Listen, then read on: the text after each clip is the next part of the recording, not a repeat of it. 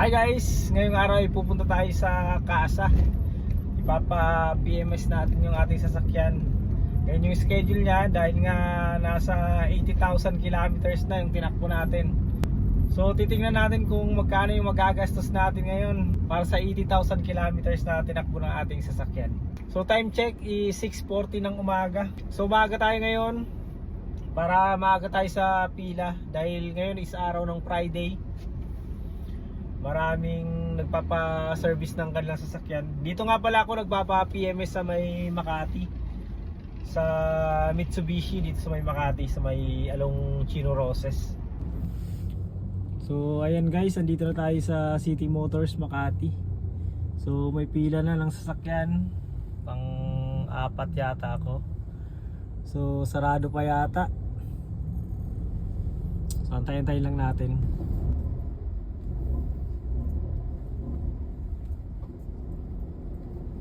So, andito na tayo guys, nakapasok na tayo. Binigyan din tayo ng number. Yan, may number na tayo, number 4. Pero antayin lang natin yung nag-assist kasi sa akin dito. Dahil siya lagi ang nag-check nitong sasakyan. So, antayin natin, baka alas 8 pa siya darating. Idlip-idlip muna tayo. And i-prepare muna natin yung ating mga booklets. So, ito yung warranty card natin. Ayan, sige. Tapos ito. And syempre kailangan dalhin na natin yung mga gamit natin sa sasakyan. Dahil iiwan natin to. Iiwan lang natin yung susi. Tapos ang ginagawa, tinitext na lang ako nung nag-a-assist sa akin kung okay na yung sasakyan, tapos babalikan ko lang. Usually inaabot to ng hapon, no? So doon pa lang natin malalaman pagdating ng hapon kung magkano yung gagastusin natin sa 80,000 kilometers na tinakbo ng ating sasakyan.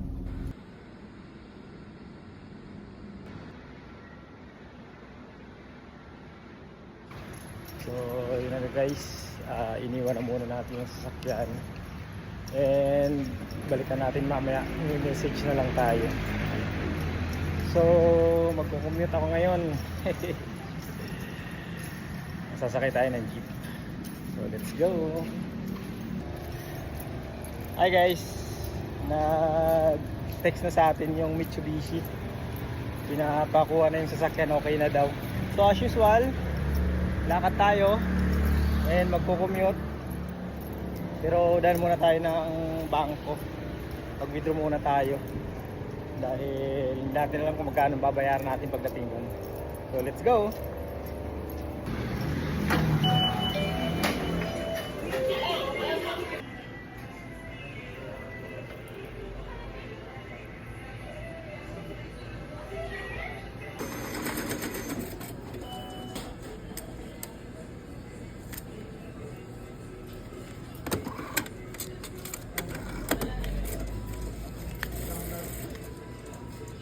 Yun na nga guys, nakuha na natin yung ating sasakyan. So bali tumagal din ng mga 5 oras. So iniwan natin yun kanina mga alas 7. Tapos mga tanghali, tinext na ako na okay na daw yung sasakyan natin. So bali ang ginastos natin sa 80,000 kilometers na PMS ay umabot din ng 7,300 plus. So 7,300, tingin nyo ba okay na ba yun? Or mahal?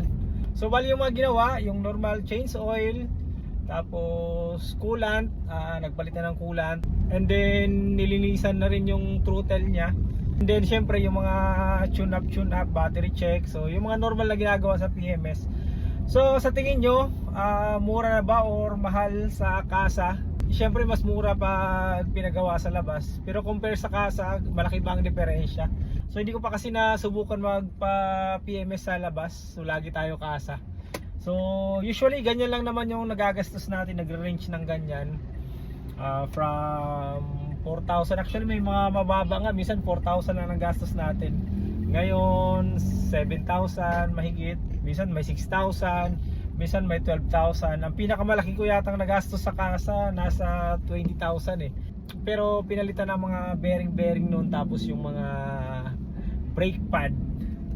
So yun lang guys, comment nyo naman sa baba kung napamahal ba tayo or sakto lang naman dahil sa presyong kasa naman natin pinagawa. So yun lang guys, maraming salamat and mag-ingat tayong lahat sa ating mga biyahe.